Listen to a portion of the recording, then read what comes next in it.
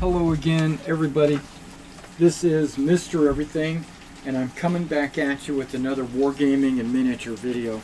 In this video, we're going to continue on with our foam board project for our 15mm World War II battle or campaign for the Lafier Bridge. Okay, so if you watched the live stream yesterday, which is on a Wednesday, if you watched the Wednesday live stream, you would have seen me starting to lay out the different grass mats. Okay, and we were waiting for a shipment to come in, which was going to have my asphalt paper. Well, that came in much later, and so I worked on that last night.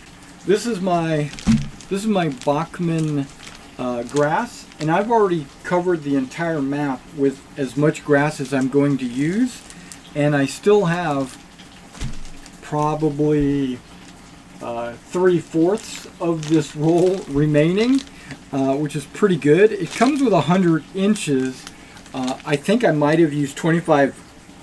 Yeah, I probably used about 30 inches, maybe? I don't know, because of the way I cut it and the way, this is only 48 inches across, and it comes with 50, and the way I cut it, I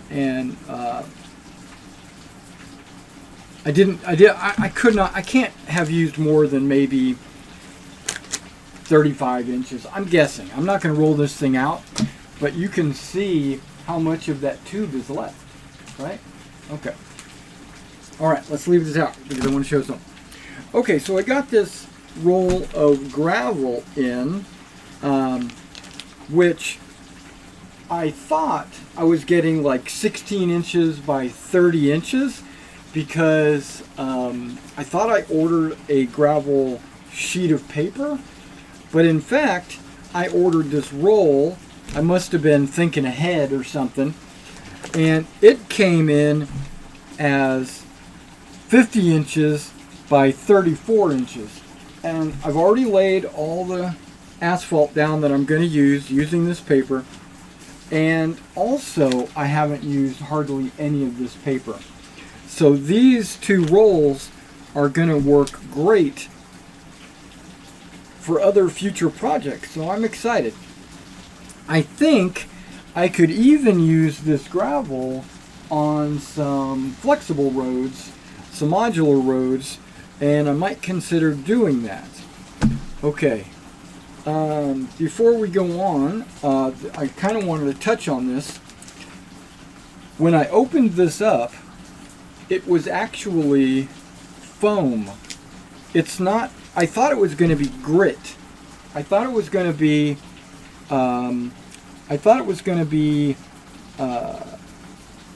hard, sandy, rough.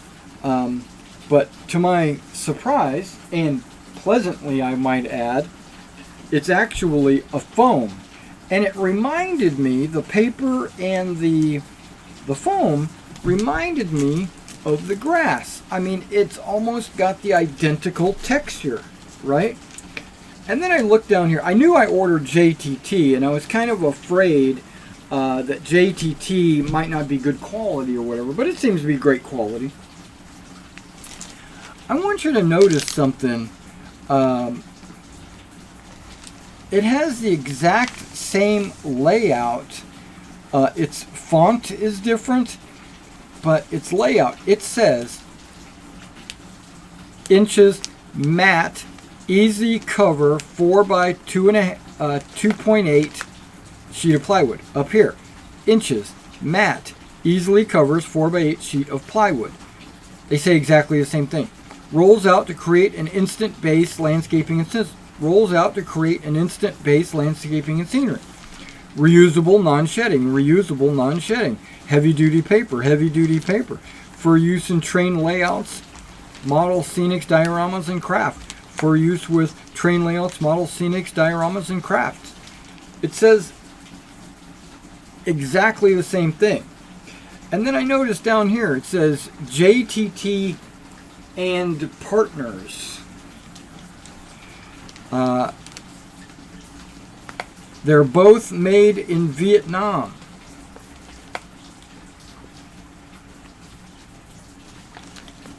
This one says Bachman is in Philadelphia, and this one says JTT is in Garden Grove, California. But I have a feeling that these two companies are in league with each other. I mean, I don't know that for a fact, but I mean, this has got a part number, and this has got a part number. You know, of course, you can have part numbers, but yeah, the wording on it is so similar. Well, it's exact. So and the texture and the way it was constructed feels almost exactly the same. I have a feeling these two companies are in league with each other. Okay, so I cut out my asphalt. I laid it down. I glued it down. I've got all the paths ready. Now you might notice that there is some grass overlap from my phone, but that's fine. I would rather have overlap that I needed to go in later and cut off, and that's what I'm going to do. But I'm going to leave it. I probably could cut it off right now. This one's even because it was a separate piece and I glued it on there. But this was a larger piece and I went over. This one's lined up. So I should probably go in and cut those off just so that I don't accidentally catch them and tear them off by accident. Okay, so I wound up using watered down Elmer's glue. I basically put basically a spray of 2 parts water, 1 part Elmer's, and I found that was too thin to get sticky. So I would just add a little bit more Elmer's. I brushed it around to get it thin, and then I pressed it down. There are some areas, maybe not on these tiles. Okay, I don't see them. Okay, not on these tiles. But there's a couple of tiles out there. Okay, I thought it was this one right here. It's disappeared. There was some, not air bubbles, but there were some wrinkles in the paper, and it seems to have disappeared overnight. Okay, I'm very happy with that. I'm still gonna mist it probably 5 or 6 times, but I'm gonna mist it with my concoction once I've got pretty much everything in place. I'm not gonna mist it prematurely, you know, because it'll wet the paper, and I don't want to go in and model and do things with wet paper. One of the reasons why, and I'm going to talk about that on one of these other sheets, one of the techniques that you can use to make a dirt road is to use just take water, wet down where you want the dirt road, and then use a spatula or a scraper tool, just a piece of plastic or a piece of wood or something, not a knife, and just scrape off the flock, and it will reveal the brown paper underneath, and you can use that as your dirt road. Or you can just, if I wanted to make a paved road like this, I could have laid grass over the entire area and then wet this area down and then scraped the flock off of there and then laid the paper down. Or I could have just painted it black or used the asphalt texture that I have, but I decided not to do that. What I want to do is have a little side ditches. I meant to do that on purpose. Now the dirt roads are going to be a little bit different. These are actually going to be textured with a brown. Okay, so you can see, okay, let's see if you can see, I don't know. Let's get up and close and personal. I don't have this on autofocus. It's focused way out there, but this is soft, which I kind of like. Okay, this is going to have to be touched up. Looks like there's a little bit of missing glue in that corner. That's no problem. We can get all that fixed up. I'm going to do some touch-ups as we go. All right, now what we're going to be doing today on the video is we're going to be working with some texturing, but before I texture, I wanted to make sure that I had painted the fields that I'm going to be working with later, because I don't want to texture and then spray, because the spray is going to would get onto the texture. So let's talk about what I've done here. Okay, so what I did was I sprayed it black, mainly just as a base coat.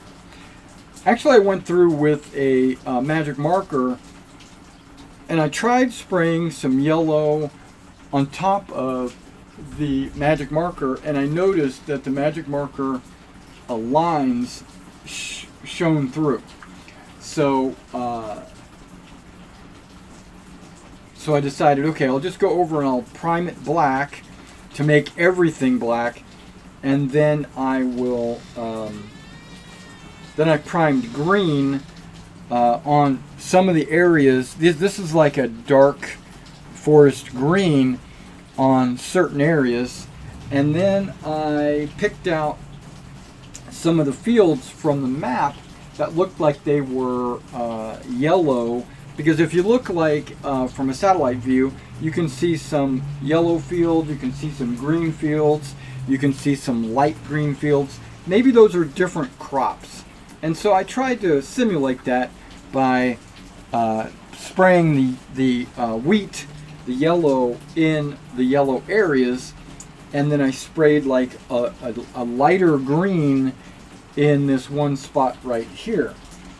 Just looking at the yellow on these tiles, you can see that the yellow didn't do 100% coverage.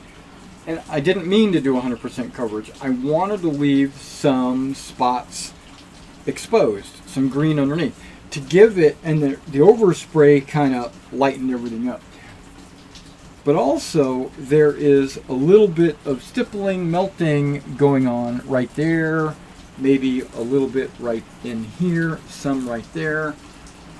And then this is, there's like two tones. And that's kind of what I wanted. I wanted it to be a natural, none of that is intentional, meaning I didn't measure it or use a specific template. I basically just sprayed it, and then what wound up happening was this came through naturally. The green underneath that probably wasn't dry blended with the yellow, causing it to be kind of like this little camouflage natural look to it, which I'm okay with. I'm happy with that. And then later, remember, I'm going to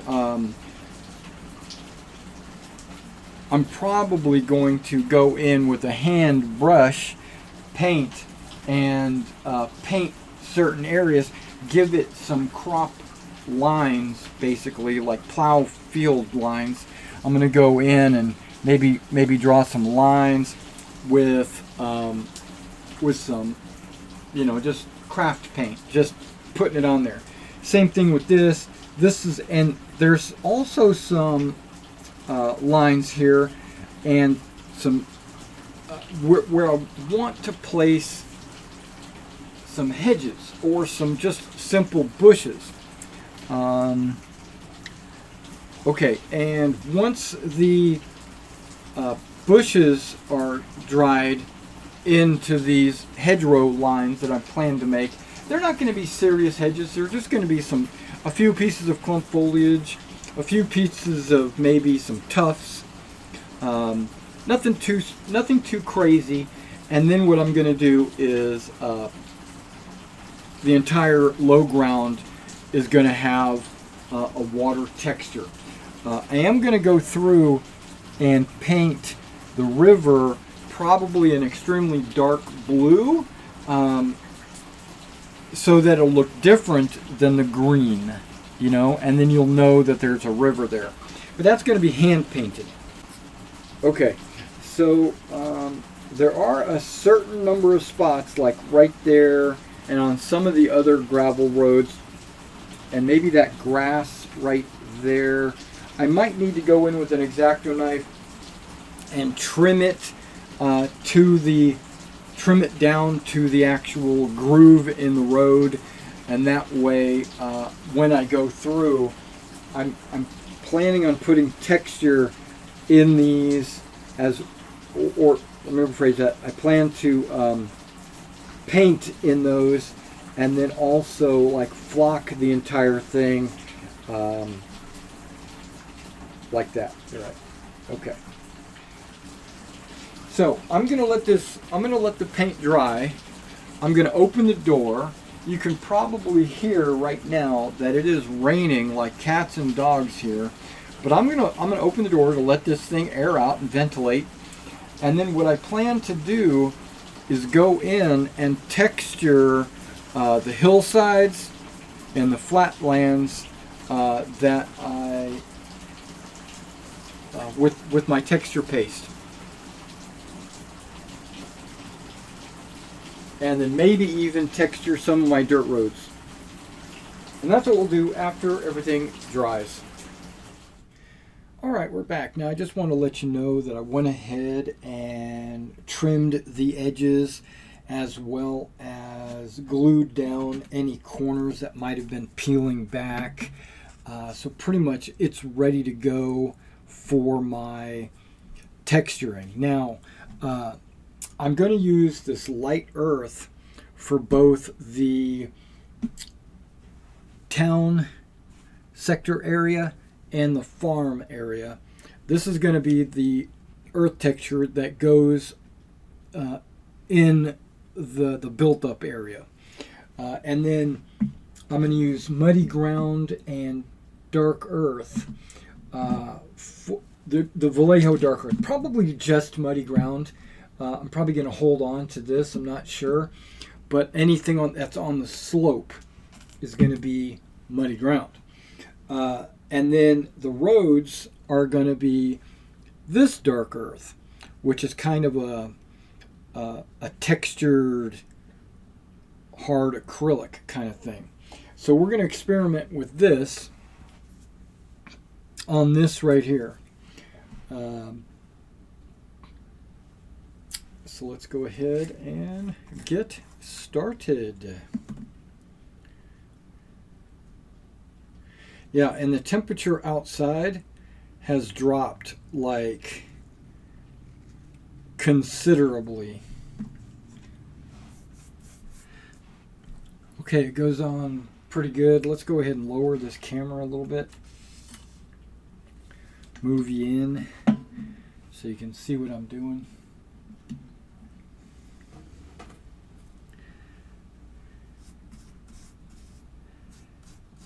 Basically, I'm just painting this on, really, just right up to the edge of the grass. If I go over the grass or in onto the grass, that's fine. This is also a sealant, so if it gets onto the grass or whatever, or right up to the edge of the grass, it'll act as like a glue. Plus, you probably remember me talking about the edge of the grass looking like paper, when in fact it doesn't. I'm looking at the rest of this grass and it looks perfectly fine the way it is. But with this brown right up to the edge of the grass, if there was any kind of issue or whatever, it would disguise that. Now I am using strokes parallel to the path so that when it dries, it'll look like ruts. And with me priming black underneath, if I miss a spot or whatever, it'll be disguised and you won't even know. Now I'm going to go a little bit wide here because I'm going to basically go back over it with the light earth. And I want it to go right up to the edge of it. And you can see there's some grit on this, or in this. There we go. That's what the roads are going to look, or the dirt roads are going to look like. All right, so let me set this one off to the side and start working on another one. When I get my dirt roads done, we'll move on to the next step. All right, guys, before I finish, there's a couple of places on this table that the dirt road has to blend in or match in with the asphalt. Now, I plan to have a little bit of this dirt go onto the asphalt because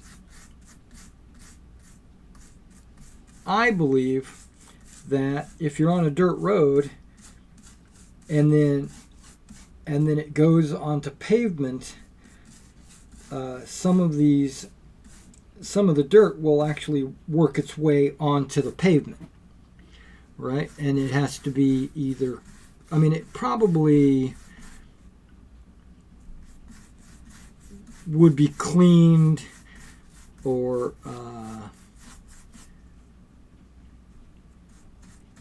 washed away in rain or whatever. But I'm not just going to take a dirt road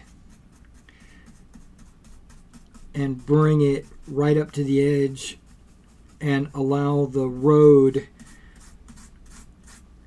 to be perfectly flat and straight just like that. So what I'm going to do here is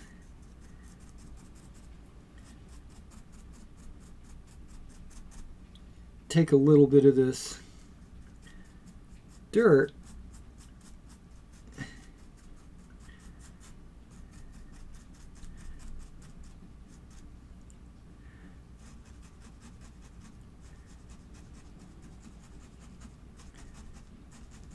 and put it onto the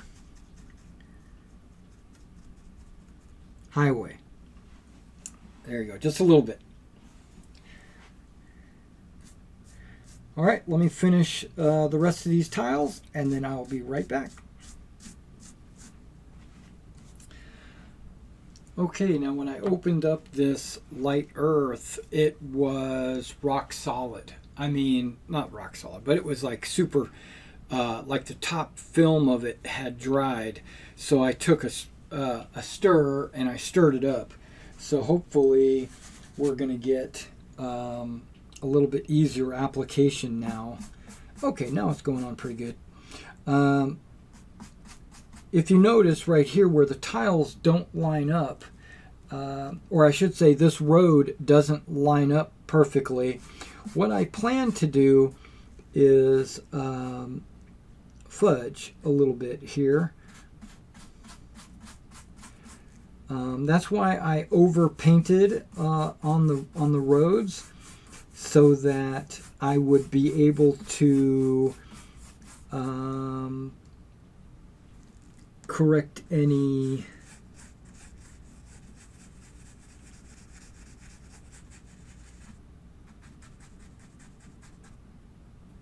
mix-ups.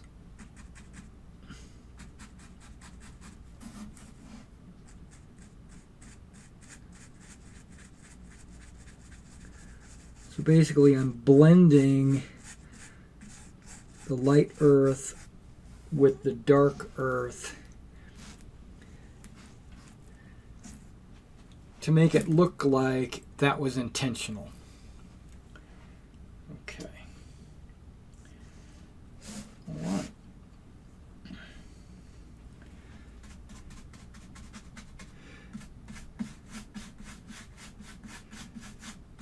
Now this light earth, it's which I'm happy about, its grit is a lot finer than the dark earth. The dark earth grit seemed to be coarse, where this light earth grit seems to be very fine.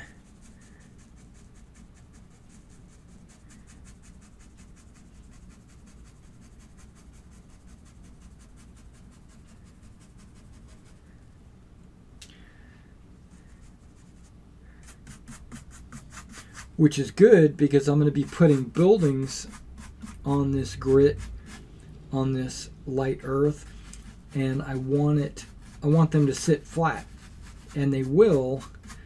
So what I'm going to basically do is try to flatten this area out.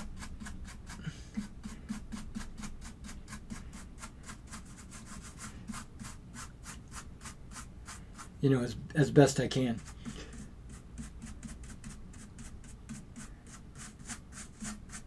Now, it's not going to happen today, but when I determine exactly where I'm going to be placing my buildings, I'm going to, I am going to mask them out. And then I'm going to put a little bit of flock, maybe some clump foliage. Probably not clump foliage. Maybe just flock. And I'm going to flock, give them yards, or give them like grass, gardens, or whatever. Like it's going to have... it's not going to be this light earth 100% coverage in this area. It'll be about 50% really, because I'm going to put grass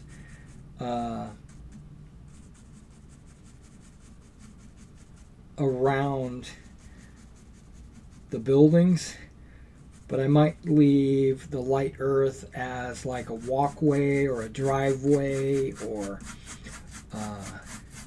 just a dirt area behind the house or building or shop, because I think I'm going to put a shop in here as well.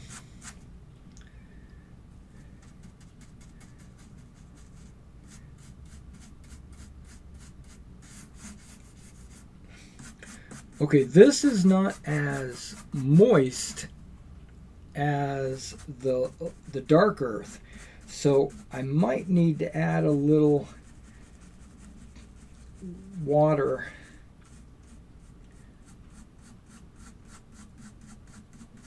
in the future. But for right now, it's going on okay. It's just very thick.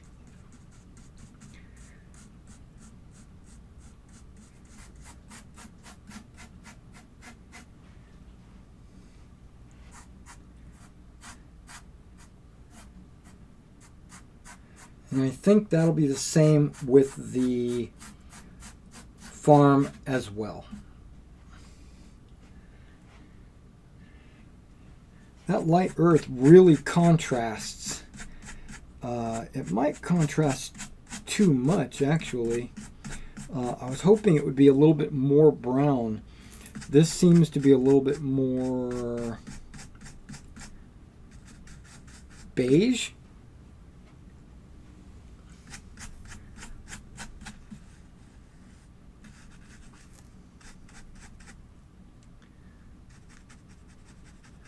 I actually considered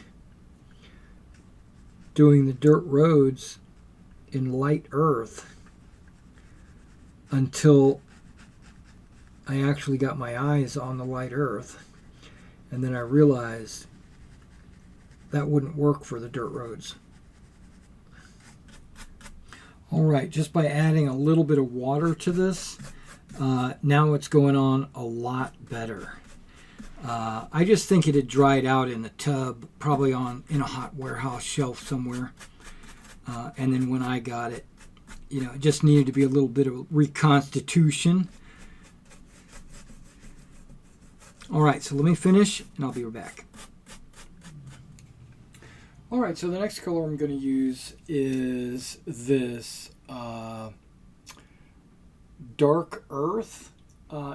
This is the Vallejo dark earth, not the, because this is the AK dark earth, and it's starting to darken up actually. It was kind of a more vibrant brown. It's starting to turn darker as it dries, which is great. I don't mind. But we're going to be using this dark earth on the slopes. Now, this is really only to texture it. I am still going to apply some flock along the edge of the hills. But this is to strengthen the foam and also give it some texture. And where it was glued down to the low ground,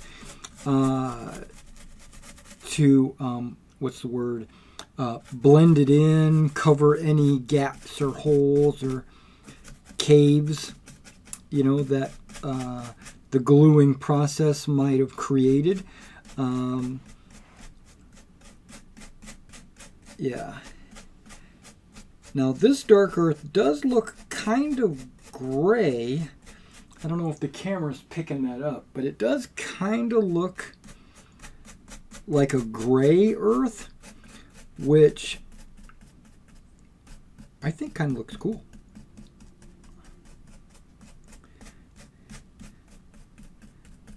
Gives a little bit different, what's the word I'm looking for? Color palette on my map, right? It's not all going to be the same color.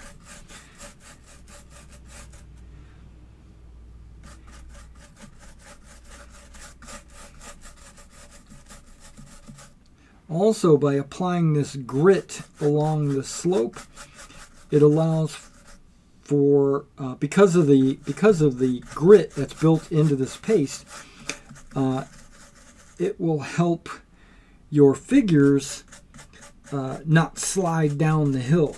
Like, how when sometimes you put a figure on the hill and it'll just whoosh, because it's on a smooth base, it'll just slide down to the bottom of the hill.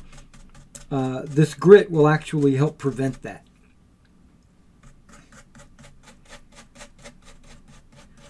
Okay.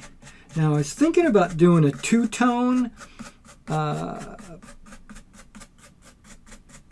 dark earth or muddy ground or what have you. I think I'm going to put muddy ground along the top edge here. I don't know. Maybe not. Because it'll be too much of a contrast. Yeah, it won't look like a natural transition. So I'm just going to stay with this Vallejo dark earth.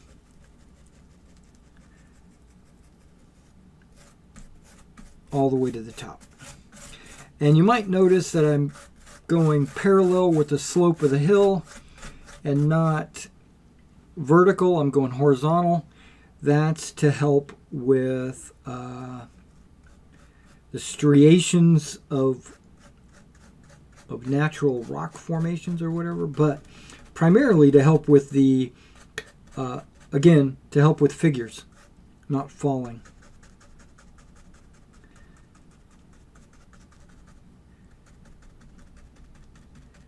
a little bit of mixture up there at the top, which is okay. They kind of overlap a little bit. Oh, that kind of went on pretty thick, actually. Okay. There we go. Now, that might dry darker, or it might dry that color. We'll have to figure it out. But I'm going to do all the hills, and once I get all the hills done, I'll be back.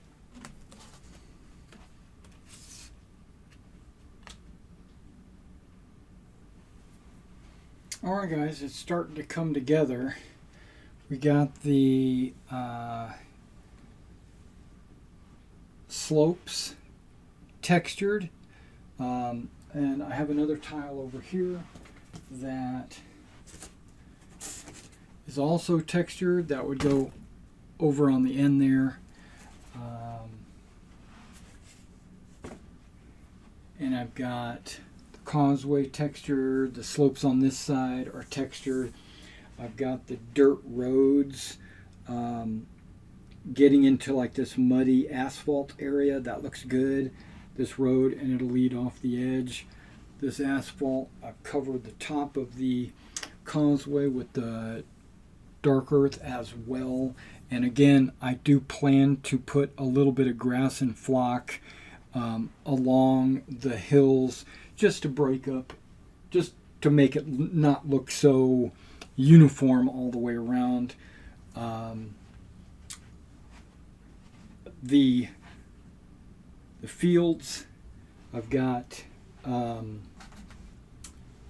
of a mix match of different colors in the field. You'll notice that I used the seam here to separate these two fields. I do plan to put a hedge or clump foliage or things like that along one side, and then along this edge, so it'll disguise the fact that it's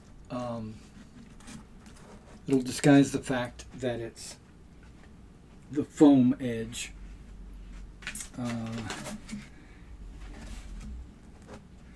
Trying to get the corner lined up. Yep, the corner lines up, and then once I line that up, this road looks good. You know, the hill looks good here. The built-up areas.